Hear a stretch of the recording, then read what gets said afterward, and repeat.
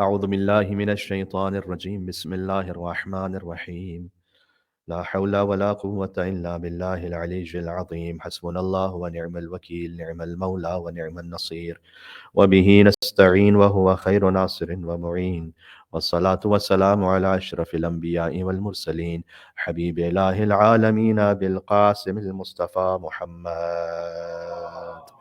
اللهم صل على محمد وعلى محمد وعلى آله الطيبين الطاهرين المعصومين المظلومين المنتجبين المنتخبين الميامين سيما بقية الله في الأرضين الذين أذهب الله عنهم الرجس وطهرهم تطهيرا اللهم صل على محمد وعلى محمد رحمة الله على محبيهم واللعنة الدائمة على أعدائهم أجمعين. دعاؤں کی قبولیت کے لیے دعا امام زمانہ علیہ الصلوۃ والسلام. بسم اللہ الرحمن الرحیم اللہم کن لولیک حجت ابن الحسن صلواتک علیہ وعلا آبائہ فی هذه الساعة وفي كل ساعة وليا وحافظا وقائدا وناصرا ودليلا وعينا حتى تسكنه أرضك طوعا وتمتعه فيها طويلا. اللهم صل على محمد وعلى محمد. ایک دعا ہے کہ جو مفاتیح الجنان میں بھی ہے اور صحیفہ سجادیہ میں بھی ہے، لہٰذا یہ دعا ہمارے چوتھے مولا اور آقا امام سید الساجدین زین العابدین علی بن الحسین علیہ السلام سے منقول ہے. 3 حاجتیں امام علیہ السلام نے اس دعا میں طلب کی ہیں. آج میں چاہتا ہوں کہ اس دعا پر گفتگو اس لیے بھی کی جائے کہ ایک تو دعا سے آشنائی ہو جائے، اور دوسرا یہ کہ بڑے وسیع مفاہیم کو رکھتی ہے. یہ مختصر سی دعا پوری زندگی پر محیط ہے. اور صحیفہ سجادیہ میں یہ بات موجود ہے کہ امام علیہ السلام اس دعا کو پڑھتے تھے قائداً وقائماً وراکعاً وساجداً.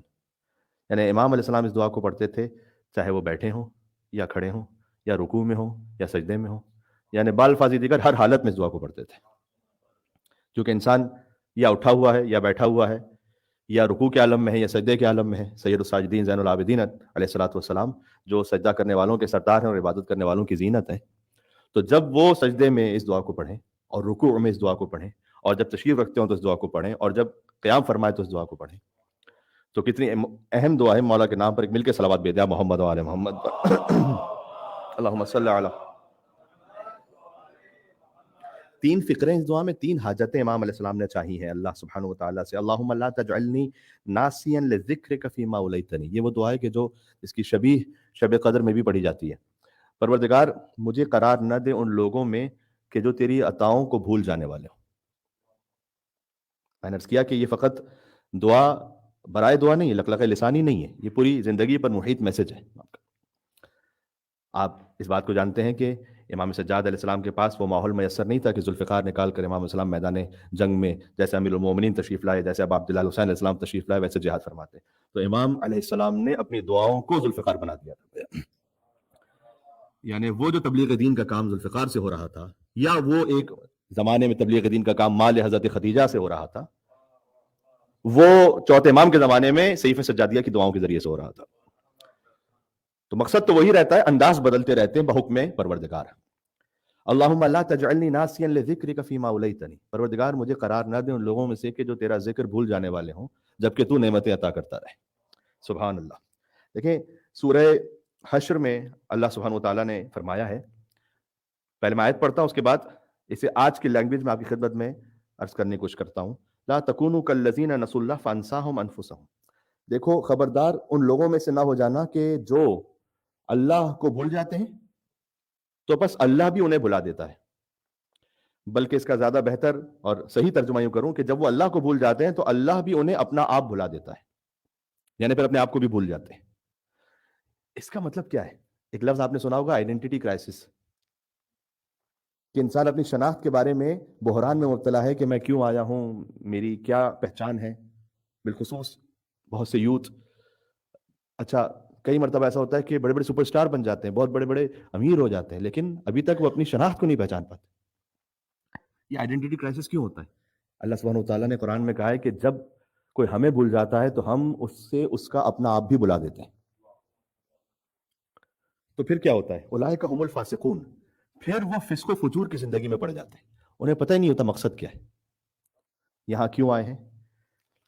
میں آپ سے ایک بات کہتا ہوں، آپ اس پہ غور فرمائیے گا، جو کہ حدیث کی روشنی میں ہے. فرض کیجئے کہ کوئی صاحب یہاں آپ سے ملے اور آپ ان سے پوچھیں کہ السلام علیکم. وعلیکم السلام. کہاں سے تشریف لائے آپ؟ کہ پتہ نہیں. اچھا ابھی اس وقت کہاں پر ہیں؟ پتہ نہیں. اچھا تو خیریت یہاں سے کہاں تشریف لے جائیں گے؟ کہ پتہ نہیں. امام علیہ السلام نے فرمایا کہ رحم اللہ عبدا، خدا رحم کرے اس شخص پر کہ جسے یہ معلوم ہو کہ من این و فی این و الی این، کہاں سے آیا ہے، کہاں پر ہے، کہاں جانے والا ہے. جس کو اتنی تمیز ہو کہ وہ کہاں سے آیا ہے، کہاں پر ہے اور کہاں جانے والا ہے. یہ جسے معلوم ہے اسے اس کی آئیڈینٹی معلوم ہے، وہ کرائسس میں نہیں ہے. جسے یہ نہیں معلوم اولئک هم الفاسقون، اس کی زندگی فسق و فجور میں ہے. تو یہ کیوں ہوتا ہے؟ جب کوئی اللہ کو بھلا دے، سورہ حشر کی آیت نمبر 19 میں فرمایا، تو اللہ اسے اس کا نفس بھی بھلا دیتا ہے. استدراج ایک لفظ ہے جو قرآن میں بھی آیا ہے، روایات میں بھی ہے. عذاب کی دو قسمیں ہوتی ہیں، ایک ہوتا ہے دفعتاً عذاب، اللہ تعالیٰ کسی کو دفعتاً عذاب میں مبتلا کر دیتا ہے. ایک ہوتا ہے دفعتاً نہیں، استدراج، یعنی درجہ بدرجہ، سلولی اینڈ گریجولی اللہ اسے اپنی گرفت میں لیتا ہے. دونوں کی اپنی اپنی مصلحتیں ہیں. اللہ دفعتاً کسی کو کیوں اچانک عذاب دیتا ہے، کسی کو آہستہ آہستہ کیوں پکڑ میں لیتا ہے. تو امام سے پوچھا گیا کہ مولا یہ جو آہستہ آہستہ والا عذاب ہوتا ہے یہ کیسے آتا ہے، یہ شروع کیسے ہوتا ہے؟ امام نے کہا شروع ایسے ہوتا ہے کہ اللہ اسے اپنا آپ بھلا دیتا ہے. یعنی انسان اپنا نفس بھول جاتا ہے کہ وہ کیا ہے، اس کی کیا قیمت ہے. اپنی انسان اللہ سبحانہ وتعالیٰ کی بندگی کے لیے جو اللہ نے اسے توانائیاں دی ہیں، جو زندگی گزارنے کے لیے اللہ کی مخلوق کی خدمت کے لیے جو کچھ پوٹینشل دیا ہے، جو کچھ صلاحیتیں، انسان بھول جاتا ہے، لاہ و لاب میں لگ جاتا ہے. یہ عذاب کا پہلا درجہ ہوتا ہے استدراج میں جب اللہ مبتلا کرتا ہے. امام سجاد علیہ السلام کیا فرما رہے ہیں؟ آج دعا جو امام سجاد علیہ السلام سے منقول ہے، 3 فقرے ہیں، اس پہ گفتگو ہو رہی ہے. اللہم لا تجعلنی ناسیا لذکرک فیما اولیتنی، پروردگار تو مجھے بھولنے والا قرار نہ دے تیرے ذکر کو بھولنے والا، جبکہ تو مجھے نعمت عطا فرما رہا ہے. سبحان اللہ. اللہم صلی علی محمد.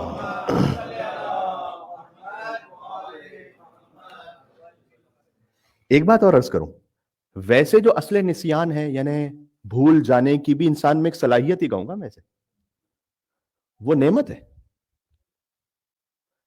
اگر انسان میں اللہ تعالیٰ اس بھولنے کی صلاحیت کو نہ رکھتا تو وہ جو غم زندگی میں تھے اس کی وجہ سے کبھی انسان زندگی آگے گزار ہی نہیں پاتا. جب پہلی مرتبہ انسان کو فرض کیجئے کہ کسی عزیز ترین کی وفات کی خبر ملتی ہے، اسے دیکھ رہا ہوتا ہے، اگر وہی کیفیت اس کی ہمیشہ زندگی میں باقی رہے تو زندگی آگے کیسے گزار سکتا ہے؟ وہ کیا کوئی اور پروڈکٹیو کام کر سکتا ہے؟ وہ کچھ بھی نہیں کر سکتا. تو یہ بھلا دیتا ہے اللہ سبحانہ و تعالیٰ، یہ نعمت ہے.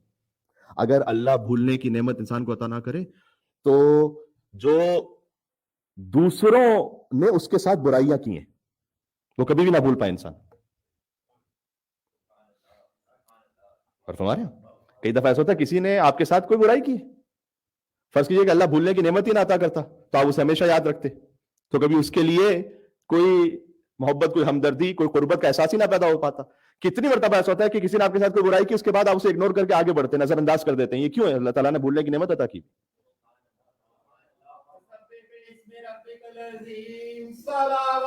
اللہم صلی علی محمد وعلی محمد. اس کا ایک اور پہلو سناؤں آپ کو. اگر بھولنے کی نعمت اللہ سبحانہ وتعالیٰ نے عطا نہ کی ہوتی تو آپ نے جن جن کے ساتھ احسانات کیے ہیں ہمیشہ اس کو جتاتے رہتے. سمجھ میں آ رہی ہے؟ ایک مل کے اور صلوات جو ہے، نام امیر المومنین حیدر کرار علی جن ابی طالب علیہ السلام.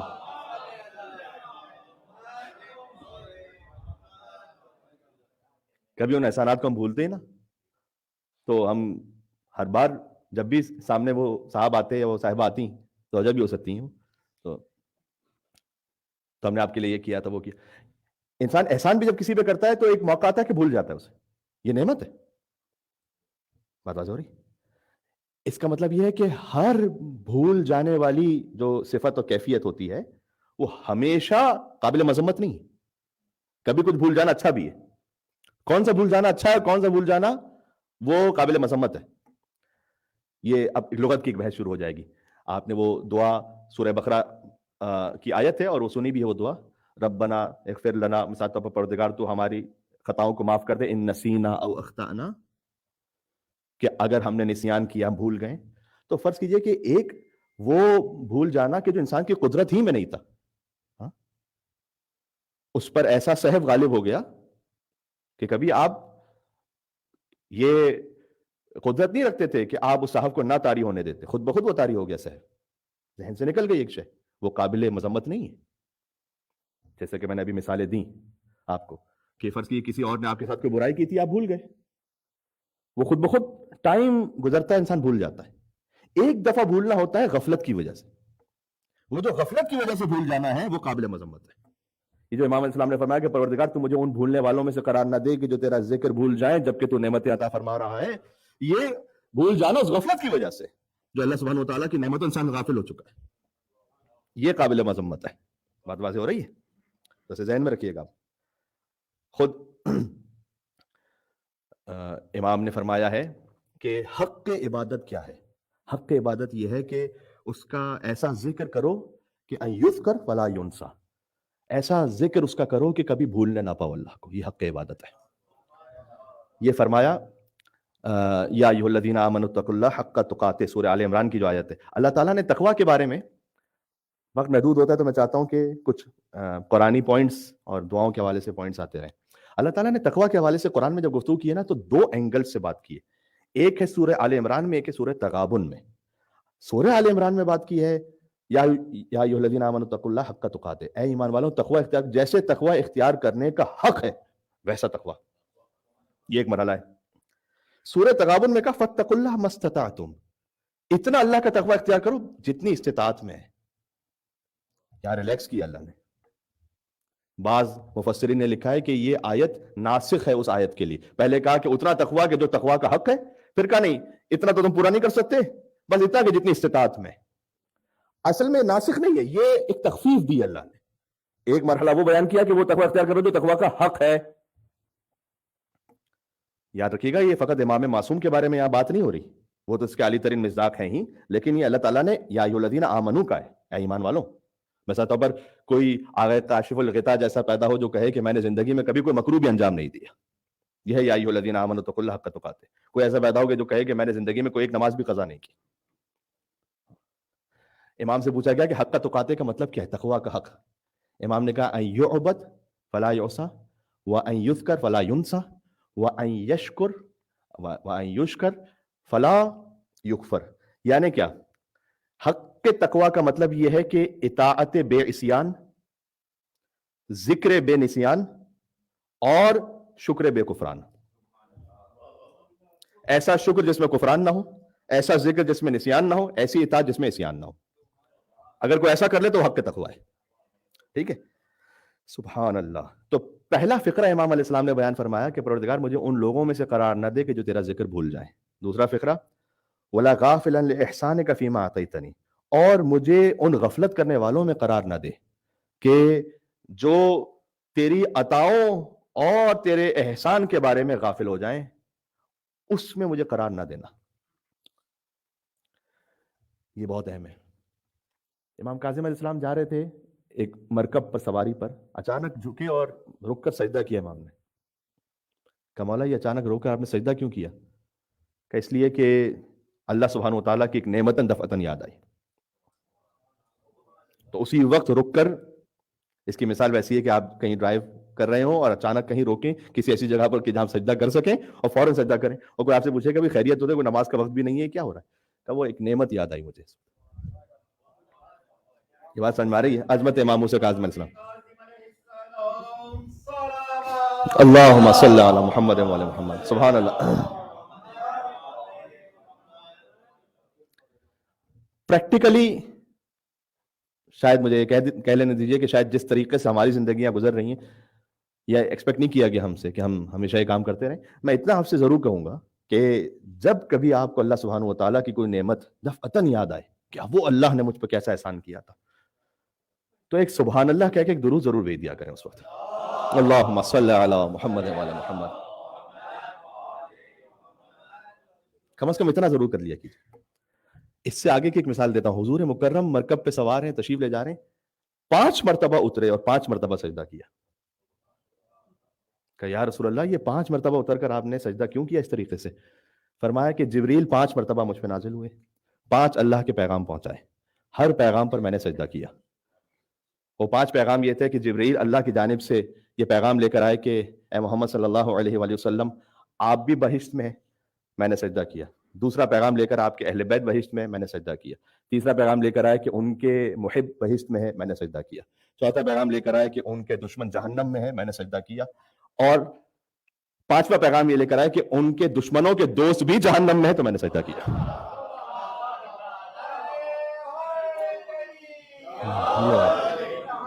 اللہ اکبر, اللہم صلی علی.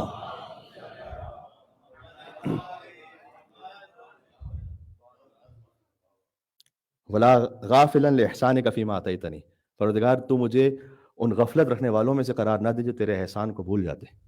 سبحان اللہ. میدان محشر میں شخص کو لایا جائے گا اور اسے کہا جائے گا کہ تم پر یہ عذاب ہے. کہ پروردگار کس بات کا عذاب ہے؟ کہ اس لیے کہ تمہاری نعمتوں کا شکر نہیں بجا لاتے تھے. کہ پروردگار میں تو بڑا پابند تھا تیرے شکر کا, جب کوئی نعمت ملتی تھی تیرا شکر کرتا تھا. کہ تم شکر تو بجا لاتے تھے لیکن واسطہ نعمت کا شکر نہیں بجا لاتے تھے. اللہ تعالیٰ کو یہ قبول نہیں ہے. من لم یشکر المنعم من المخلوقین, جو مخلوقین میں سے نعمت پہنچانے والوں کا شکر ادا نہ کرے, لم یشکر الخالق, تو خالق کا شکر ادا نہیں کرتا. شکر فقط اس بات کے لیے کافی نہیں کہ ہم اللہ کا شکر ادا کریں گے, والدین کا شکر بھی ضروری ہے کیونکہ وہ واسطہ فیض الہی ہے. شوہر کا شکر, بیوی کا شکر, ہر وہ کہ جو اللہ کی کسی نعمت کے لیے وسیلہ بن جائے. بات واضح ہو رہی ہے؟ امام صادق علیہ السلام طعام تناول فرما رہے ہیں اور شکر ادا کرتے ہوئے کہتے ہیں کہ اللہم ھذا منک و من رسولک, پروردگار یہ کھانا تیری جانب سے تھا اور تیرے رسول کی جانب سے تھا. تو امام ابو حنیفہ وہاں بیٹھے ہیں کہ جو اس مرتبے پر نہیں, وہ بات کو نہ سمجھ پائیں, تو امام ابو حنیفہ نے یہ کہا کہ اجعلت مع اللہ شریکا, آپ نے شرک کیا کیا کہ اللہ کے ساتھ رسول اللہ کا بھی شکریہ ادا کیا؟ تو امام صاحب نے کہا وہی حق وائے ہو تم پر, اللہ نے سورہ توبہ میں کہا اغناہم اللہ ورسولہ من فضلہ, اللہ جب تم نعمت عطا کرتا ہے تو اللہ اور اس کا رسول وہ تمہیں اپنے فضل سے غنی بناتے ہیں. اللہ نے اپنے ساتھ رسول اللہ کو ذکر کیا ہے نعمت عطا کرتے وقت, تو میں کھانے کے وقت اللہ کے ساتھ رسول اللہ کا شکر ادا نہ کروں؟ تو اگر آپ اس حدیث سے استفادہ کرتے ہوئے, رسول اللہ کا جو شکر ہے وہ مخلوق ہونے کی حیثیت سے, وہ خالق تو ایک ہی ہے لیکن وہ واسطہ فیض الہی ہے, تو آپ جب بھی شکر ادا کریں کھانے پر تو چونکہ امام معصوم پھر وہ خود ولی اللہ ہے اور حجت خدا ہے اور واسطہ فیض الہی ہے, تو کہیں گے پروردگار اللہم ھذا منک و من رسولک و من ولیک, پروردگار یہ جو کھانا میں نے کھایا ہے تیری جانب سے تھا, تیرے رسول کی جانب سے تھا, تیرے ولی کی جانب سے تھا. اس لیے کہ یہ توفیق بھی ہمیں اس انداز سے شکر کی ولی خدا کے سکھلائے ہوئے طریقے سے نصیب ہوئی ہے. تو پروردگار مجھے ان لوگوں میں سے قرار نہ دے جو تیرے احسان کو بھول جانے والے ہوں, اور اس میں خود بخود شامل ہے وہ ہر وہ انسان کے جو اللہ کے احسان کو پہنچانے کا ذریعہ بنا ہے, چاہے وہ ہدایت کا کوئی احسان ہے, چاہے وہ کوئی مادی احسان ہے. اور فرمائیے گا ٹھیک ہے, کم از کم 10 موقع ایسے ہیں, کبھی موقع ہوا تو میں تفصیل سے آپ کو سناؤں گا, 10 اوکیزنز ایسے ہیں کہ جس میں امیر المومنین نے اپنے اصحاب کا شکریہ ادا کیا, قدردانی کی اپنے اصحاب سے. بات واضح ہو رہی ہے؟ سبحان اللہ. حکمت نمبر 289 ہے نہج البلاغہ کی, حضرت ابو ذر کی تعریف کی ہے مولا کائنات نے کہ میرا ایک بھائی تھا فیما مز اللہ, وہ بھائی ایسا تھا کہ جو بہت سادہ تھا اور سادہ غذا کھا لیتا تھا اور قناعت کے ساتھ گزارا کرتا تھا اور اللہ کی راہ پر تھا. تو حضرت ابو ذر کی تعریف کی امیر المومنین علی بن ابی طالب علیہ السلام نے, قدردانی فرمائی ہے. صحیح, کبھی عمر ابن حمد کی تعریف فرمائی, کبھی عمار یاسر کی قدردانی فرمائی, کبھی خزیمہ کی قدردانی کی. عجب ہے, سبحان اللہ. حباب ابن ارد, جنگ صفین ختم ہوئی, مولا حباب ابن ارد کی قبر پر آئے اور قبر پر آ کر حباب کا شکریہ ادا کیا اور کہا کہ احباب تم وہ تھے کہ جو اللہ کی خاطر اسلام لے کر آئے اور اللہ کی خاطر ہجرت کی. کیا کہنے, اور اللہ کی خاطر قانے رہے. پیغمبر اکرم حضرت خدیجہ کی تعریف کرتے تھے, ان کا شکریہ ادا کرتے تھے. اب میں کتنی مثالیں آپ کی خدمت میں پیش کروں, بات واضح ہو رہی ہے؟ تو یہ جو اللہ سبحانہ و تعالیٰ کا شکر ادا کرنے کا مطلب سمجھ میں آ رہا ہے کہ کیا ہے؟ یہ بہت ضروری ہے. حتی مشرکین, ابو البختری ایک شخص ہے مشرک, رسول اللہ کہتے تھے جنگ بدر میں کہ اگر ابو البختری سامنے آئے تو اسے نہیں مارنا. اس کی قدردانی کرتے تھے. کیوں؟ یہ وہ شخص تھا کہ جب رسول اللہ پر لوگ تانے کستے تھے اور نعوذ باللہ کوڑا کرکٹ پھینکتے تھے, تو ابو البختری تھا کہ جو لوگوں کو روکا کرتا تھا کہ نہ ماننا ہو تو میں محمد کی بات نہ مانو, لیکن کوڑا نہ پھینکو, تانے نہ کسو. حضور نے قدردانی کی اس کی اور کہا کہ اگر یہ جنگ میں سامنے آئے اسے نہ مارنا. حاتم تائی کی بیٹی آئی, حضور نے احترام کیا, کہا اس کا باپ کریم تھا. حاتم تائی کی بیٹی اس وقت دائر اسلام میں نہیں آئی تھی, وہ گرفتار کر کے لایا گیا تھا. حضور نے کہا احترام کرو, باپ کریم تھا اس کا. سبحان اللہ. حدیث میں آیا ہے کہ اگر کوئی عزیز ذلیل ہو جائے یا کوئی غنی فقیر ہو جائے تو اس کی نعمتوں کو اور اس کے احسانات کو, اور آپ اپنی زبان میں اگر میں کہہ سکوں کہ اس کے جو کنٹریبیوشنز ہیں اس کو بھلا نہ دو. اگر کوئی عزیز ذلیل ہو گیا, کوئی غنی فقیر ہو گیا, اس کے احسانات کو نہ بھلاؤ, اس کی قدردانی کرو. بات واضح ہے؟ آخری جملہ اور اختتام پر گفتگو. فرمایا پروردگار مجھے ان لوگوں میں سے قرار نہ دے جو تیرا ذکر بھول جانے والے ہوں, ان لوگوں میں سے قرار نہ دے جو تیری عطاؤں اور احسان کو بھول جانے والے ہوں. ولا عائسن من اجابتک وان ابطأت عنی, اور نہ ان لوگوں میں سے قرار دے کہ جو دعا کی اجابت سے مایوس ہو جائیں اگرچہ کہ دعا کی قبولیت میں تاخیر ہی کیوں نہ ہو جائے. سبحان اللہ, کتنا کمپلیٹ میسج ہے اس ایک دعا میں امام سید الساجدین زین العابدین علی بن الحسین علیہ الصلوۃ والسلام کی جانب سے. اللہم صلی علی محمد وعلی محمد. بات سمجھ میں آ رہی ہے؟ امام سے پوچھا کہ اسحاق ابن عمار نے پوچھا کہ مولا تاخیر دعا کتنی تاخیر ہوتی ہے؟ امام نے کہا لعل 20 سنہ, کبھی کبھی 20 سال. حدیث سنا رہا ہوں. اللہ تعالیٰ نے قرآن میں کہا کہ اجیب دعوتکما, اے ہارون اور موسیٰ ہم نے تمہاری دعا کو قبول کیا. فرعون غرق ہو جائے گا. اس دعا کو قبول ہوتے ہوئے 40 سال لگے. امام نے فرمایا جب اللہ نے کہا نا کہ ہم نے دعا کو قبول کیا تو 40 سال بعد اللہ نے کام کیا. اب یہ کہ میں رات کو دعا کر کے اٹھوں اور صبح کہوں کہ پروردگار سورج مشرق سے بجائے مغرب سے کیوں نہیں نکل رہا, کہ میں نے دعا کی تھی کوئی ایسی خاص معاملے میں. اللہ سبحانہ وتعالیٰ اپنا نظام تکوین اور نظام تشریعی وہ کسی ایک کی خواہش کے مطابق نہیں پلٹتا, ایک سسٹم ہے. تو وہ دعا قبول ہوگی, ہو سکتا ہے 10 سال بعد, 20 سال بعد, یہ بھی ممکن ہے. امام اسلام نے فرمایا سبحان اللہ. بلکہ میں آپ سے عرض کروں, قرآن میں 160 دعائیں ہیں انبیاء کی, اولیاء کی. اس میں سے کم 5 دعائیں اللہ نے وہ ذکر کی ہیں کہ جو قبول نہیں ہوئی قرآن میں. حضرت ابراہیم علیہ السلام کی دعا اپنے چچا کے حق میں قبول نہیں ہوئی. اللہ تعالیٰ نے سورہ حشر میں کہا کہ وہ گمراہوں میں سے ہی رہا. حضرت نوح علیہ السلام کی دعا اپنے بیٹے کے حق میں قبول نہیں ہوئی. انہ لیس من اہلک, اے نوح آپ مجھ سے وہ نہ مانگیے کہ جس کا آپ کو علم نہیں ہے.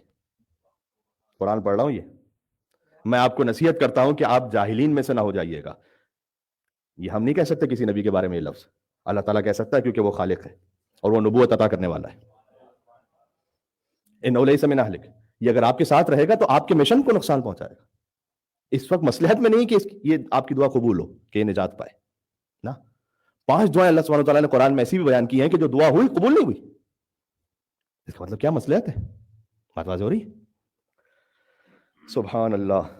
اور اسی لیے خاطر جم رکھیے.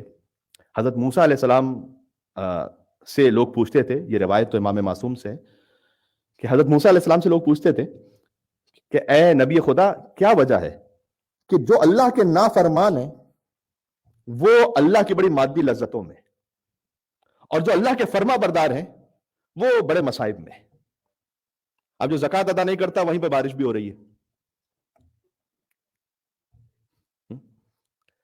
تو جو فسق و فجور میں ہے تو نعمتیں بھی اسی کے پاس ہیں, اور جو پروردگار تیری راہ پر زندگی گزارنے والا ہے, کبھی خود مریض, کبھی اس کا بچہ مریض, کبھی اس کے گھر پہ فاقے, تو پروردگار سے پوچھیں کیا معاملہ ہے. اللہ سبحانہ و تعالیٰ نے ایک، میں آپ سے ذکر کروں، ایک مداح تھے، نوحے پڑھتے ہیں، منقبت پڑھتے ہیں، کربلا میں کہہ رہے تھے کہ ہم بائی بس آ رہے تھے تو ہر ایک، اگرچہ کہ کربلا کا سفر تھا لیکن اپنی دنیاوی گفتگو میں تھا، کوئی مزاح کر رہا ہے، کوئی اپنی باتیں کر رہا ہے، فقط میں تھا کہ جو تسبیح اور عبادت کر رہا تھا اس پورے سفر میں، اور بس کا ایکسیڈنٹ ہوا اور سبھی محفوظ رہے سوائے میرے. تو کیا میرے ذکر کرنے کا یہی صلہ ہے؟ اور کیا میرے نوحہ پڑھنے کا یہی صلہ ہے؟ حضرت موسیٰ علیہ السلام سے جب یہ پوچھا گیا تو حضرت موسیٰ علیہ السلام نے کہا پروردگار یہ کیا ماجرا ہے؟ اللہ سبحانہ وتعالیٰ نے کہا کہ ان سے کہو اعطیتہم لیتغرموا، اور کچھ لوگوں کو میں عطا کرتا ہوں. اس کا ترجمہ میں کیسے کروں؟ تغرم کہتے ہیں، آپ نے کبھی کسی جانور کو دیکھا ہوگا کہ وہ مٹی میں لوٹ پوٹ ہو رہا ہوتا ہے اپنے مزے کے لیے، اس کو کہتے ہیں تغرم. میں نافرمانوں کو عطا کرتا ہوں اس خاطر کہ اسی میں لوٹ پوٹ ہوتے رہے.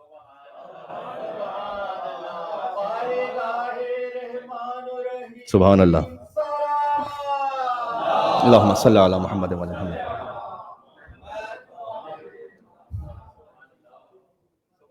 کبھی میں عطا کرتا ہوں ان نافرمانوں کو لیتغرموا، اسی میں ہی مست ہوتے رہیں، اور فرمایا کچھ اپنے چاہنے والوں سے روک لیتا ہوں لیتضرعوا، تاکہ تضرع اور زاری کرتے رہیں. یہ ہے مصلحت. ایک حدیث میں آیا ہے کہ کبھی اللہ دعا قبول کر لیتا ہے لیکن فرشتوں سے کہتا ہے کہ میرے بندے کو بتانا نہیں ابھی، تاکہ تضرع کرتا رہے. دعا قبول ہو چکی ہے، موقع پہ ملے گا بھی، لیکن ابھی کوئی ایسے حالات نہ لے کر آنا کہ اسے یہ پتا چل جائے کہ میری دعا قبول ہو گئی ہے. ہائے ہائے ہائے ہائے، بات سمجھ میں آ رہی ہے؟ یہ کچھ بڑی گہری باتیں ہیں کہ جس پر کم از کم کئی گھنٹوں بات ہونی چاہیے.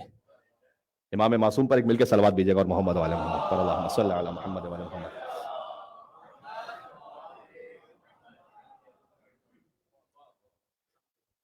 واضح ہو رہا ہے؟ کبھی کبھی اللہ سبحانہ و تعالیٰ تضرع کرتا رہے اس کا بندہ، اس خاطر روک کے رکھتا ہے، کبھی اسی خاک میں لوٹتا پوٹتا رہے، اس لیے دیتا رہتا ہے. عزیزوں، شب جمعہ کے آستانے پر ہیں، جیسے اہل بیت کے فضائل ہیں ویسے کسی کے فضائل نہیں، اور جیسے ان کے مصائب ہیں ویسے کسی کے مصائب بھی نہیں. یہ خود بہت بڑا درس ہے، عظیم الشان درس ہے. یہ امیر المومنین اول مظلوم عالم ہے. یہ وہ تعبیر ہے کہ جو امام علی النقی نے استعمال کی، انت اول مظلوم.